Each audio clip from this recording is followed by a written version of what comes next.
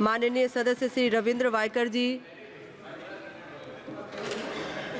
धन्यवाद अध्यक्ष महोदया। आज फाइनेंस बिल पर हो रही चर्चा में मुझे बोलने का अवसर दिया। मैं प्रधानमंत्री जी और वित्त मंत्री जी को बधाई देता हूं। महोदय, मैं एक कोट के माध्यम से इस फाइनेंस एक्ट ऑफ बजट को समराइज करता हूं। Budget reflects a choice, not an easy choice but the right choice, and when you think about it, the only choice, the choice to take responsibility, prudent path to fiscal stability, economic growth and opportunity।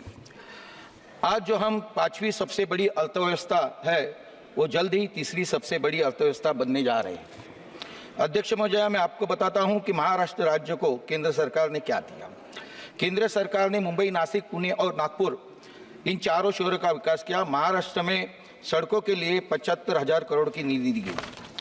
अध्यक्ष महोदय, railway के लिए 2.10 लाख करोड़ की निधि दी गई। Mumbai Ahmedabad bullet train के लिए अलग से 1 लाख करोड़ दिए गए। हवाई अड्डे के विकास के लिए 4.04 लाख करोड़ की रुपए दिए गए। 6 लेन वाले अटल सेतु के लिए निधि दी गई। पालकी मार्ग के लिए प्रामुख्य से 11,000 करोड़ से की निधि दी गई। पिछले 10 वर्षों में रेलवे के लिए 5,800 किलोमीटर के 34 नए परियोजना के लिए शुरू कर दिए। राज्य के 9 हवाई अड्डों के विकास कार्यों के लिए 561 करोड़ रुपए दिए गए। मत्स्य पालन के लिए 2,600 करोड़ रुपए दिए गए। अध्यक्ष महोदया, सरकार ने इसी टैक्स रेवेन्यू से जितने काम किए हैं और कितने काम उसके बेनिफिट हुए, ये भी मैं बताना चाहता हूँ। जन धन योजना के 50 करोड़ नए बैंक अकाउंट खोले गए, जिसने आर्थिक समग्रता को बढ़ाया दिया। आयुष्मान भारत योजना के माध्यम से 55 करोड़ गरीबों को इलाज की आर्थिक सहायता दी गई। 25,000 जन औषध केंद्रों के माध्यम से सस्ती दवाएं मिल गई। 10,000 करोड़ कनेक्शन उज्ज्वला माध्यम के माध्यम से महिलाओं के लिए दिए गए। प्रधानमंत्री आवास योजना के अंतर्गत गरीबों को 4 करोड़ मकान बनाए गए और इस नए कार्यकाल में 30 करोड़ नए घरों की स्वीकृति मिल गई है। इंफ्रास्ट्रक्चर के लिए अध्यक्ष महोदया, इस अर्थसंकल्प में 11,11,111 करोड़ सबसे बड़ा माध्यम आर्थिक विकास और उसके लिए भी सरकार पूरी तरह प्रतिबंध दिया गया है। हमारे भविष्य ग्रीन इरा यानी हरित युग का है। सरकार हरित उद्योग पर निवेश बढ़ा रहे हैं, जिसमें ग्रीन जॉब्स के बड़े हुए, ग्रीन एनर्जी को, फिर ग्रीन मोबिलिटी, हर मोर्चे पर हम बड़े लक्ष्यों के साथ काम करेंगे। अध्यक्ष महोदय, इसी प्रकार से हमारी महाराष्ट्र सरकार ने भी 46.06 लाख किसानों के कृषि पंपों के बिजली बिल माफ कर दिए हैं, जिसके लिए सरकार को 14,701 करोड़ रुपया खर्चा आएगा। लाडली बहना योजना के माध्यम से 2 करोड़ माताओं और बहनों को 1,500 रुपये पर मंथ मिलेगा और उसके लिए हम 46,000 करोड़ रुपए खर्च करेंगे। मुख्यमंत्री अन्नपूर्णा योजना के तहत हम प्रत्येक परिवार को साल में 3 LPG सिलेंडर मुफ्त में देने, जिसमें 52,16,412 परिवार लाभार्थी हो गए। गांव जीते गोदाम योजना के तहत 100 नए गोदाम का निर्माण और मौजूदा गोदाम की मरम्मत में जाएगी, जिससे किसानों का पोस्ट हार्वेस्टिंग लॉस कम हो जाएगा, जिसने फसलों बर्बाद होगी। जो चौथा प्रश्न था, उसके अंदर ये आंसर भी दिया गया। Maharashtra FDI foreign direct investment में सबसे ज्यादा और 2023-24 से 1.25 लाख करोड़ महाराष्ट्र को मिले हैं और हमारे महाराष्ट्र के सबसे ज्यादा 21,105 नए स्टार्टअप है। यह कहने इतने लाख करोड़ की योजनाएं सिर्फ हमारे इफेक्टिव टैक्स मैनेजमेंट और रेवेन्यू के कारण मिल रही है। अध्यक्ष महोदया, मैं सरकार को बधाई देना चाहता हूं कि उन्होंने टैक्स को आम जनता के लिए इजी बनाया है। 2013 में average time for income tax refund को जो 93 डेज था, वो आज घट के 30 दिन हो गए हैं। आज पूरे देश में कश्मीर से लेकर कन्याकुमारी तक, गुजरात से लेकर अरुणाचल प्रदेश तक AIM निर्माण हो रहे हैं। एयरपोर्ट या रेलवे की लाइंस लगा रही है। मैं यह कहना चाहता हूं, 2013-14 में सिर्फ 3.8 करोड़ लोग ITR भरते थे।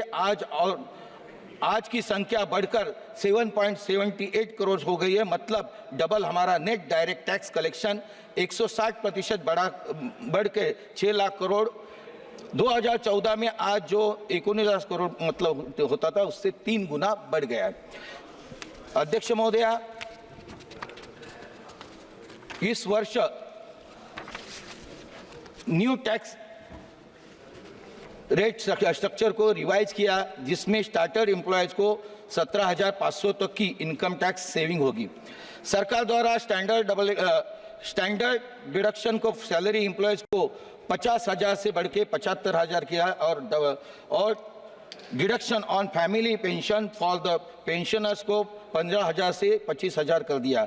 आज विश्व का स्टार्टअप हब है और हमारा देश 1.4 लाख स्टार्टअप और 110 यूनिकॉर्न है। हम अक्सर देखते हैं कि स्टार्टअप को फंडिंग राइज करने में बहुत दिक्कत होती है, जिसके लिए सरकार ने एंजल टैक्स एबॉलिश करने की घोषणा भी की है।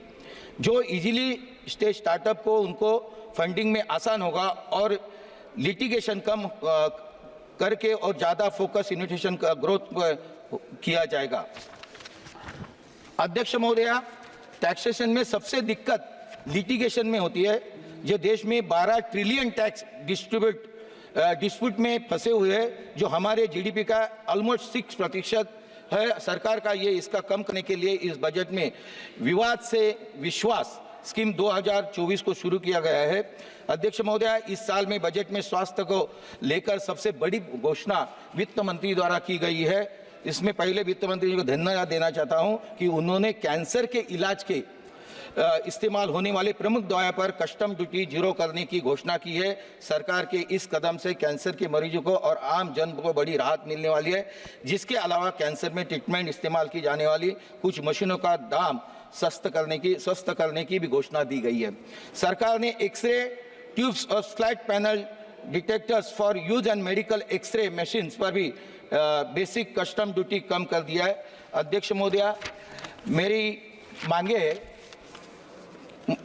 वो मैं आपके माध्यम से शासन को बताना चाहता हूं। महाराष्ट्र राज्य को 720 किलोमीटर का समुद्र किनारा है। इस समुद्र किनारे में रत्नागिरी, दापोली, गुहागर, अलीबाग, सिंधुगढ़ इसके बंदरों आते हैं।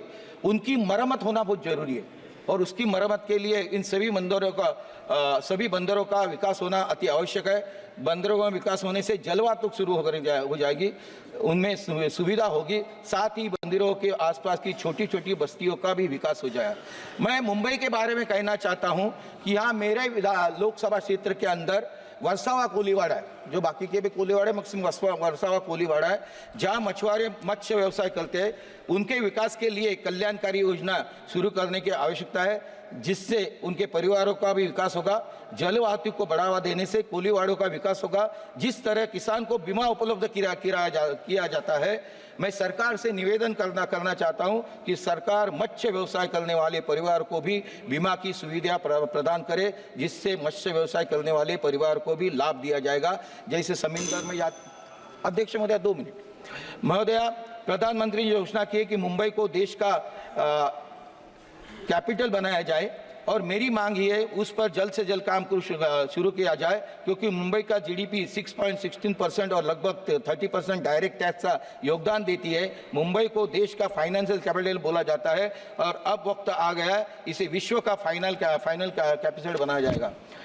अध्यक्ष महोदय, मेरी दूसरी मांग है कि मुंबई रेलवे को अपग्रेड करने के लिए एमईटीपी को और ज़्यादा बजट देने की जरूरत है, क्योंकि आज एमएमआर रीजन बहुत तेजी से विकास कर रहा है। 1 करोड़ लोग रोज पब्लिक ट्रांसपोर्ट यूज कर रहे हैं और इसलिए रीजन में पब्लिक ट्रांसपोर्ट और रेलवे इंफ्रास्ट्रक्चर को इम्प्रूव करने के लिए मल्टीपल माध्यम से 1 करोड़ रुपए का विशेष पैकेज महाराष्ट्र को दिया जाए। मेरी तीसरी मांग है कि हम अफोर्डेबल मुंबई में माड़ा के माध्यम से घर बनता है, एसआरए के माध्यम से हम झुग्गी झोपड़े के माध्यम से उनको रीडेवलपमेंट करते हैं। मेरी ये मांग है कि देश में इसके लिए जो हम लोग ने 10 लाख करोड़ रुपया बजट में रखा है, उसके माध्यम से मैं वित्त मंत्री को कहना चाहता हूं कि मुंबई ये देश की मुंबई राजधानी है, महाराष्ट्र की औद्योगिक राजधानी है। यहाँ लोग नौकरी की वजह से वहाँ जो आते हैं, इसके लिए मुंबई शहर में विभिन्न प्रकार की इंडस्ट्री सेक्टर होने से कई लोग बाहर से नौकरी करने यहाँ आते हैं।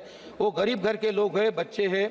मुंबई में घरों के दाम ज़्यादा होने से कारण खरीदने में सक्षम नहीं होते, यानी किराए के मकान को अफोर्ड नहीं पाते, ऐसे लोगों को मजबूरन अनधिकृत जगह पर झुग्गी झोपड़ियाँ तैयार करने पड़ते हैं, जिसके कारण मुंबई में अनधिकृत बांधकाम भी बढ़ते हैं। मेरी मांग है जिससे मुंबई शहर का विकास करने की कठिनाई होती है, इसके लिए 10 लाख करोड़ जो बजट में दिया है उसके अंदर से 1 लाख करोड़ मुंबई शहर के विकास के लिए देने की मैं मांग करता हूँ। और एक लास्ट मांग है मेरी, अध्यक्ष महोदय, मेरी मांग जो है ये कि मुंबई में टाटा प्राइवेट कैंसर का अस्पताल है, इसके इलाज के लिए मुंबई राज्यों अपने देश के राज्यों से नहीं बाहर के देश से भी लोग आते हैं और एक ही हॉस्पिटल है टाटा का।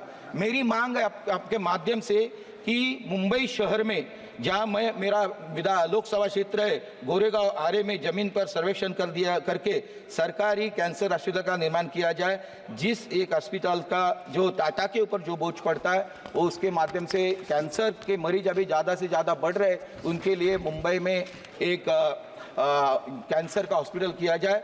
मैं अंत में सरकार को धन्यवाद देता हूँ और मुझे जो भाषण करने के लिए समय दिया इसके लिए धन्यवाद। माननीय सदस्य श्री मुकेश दलाल।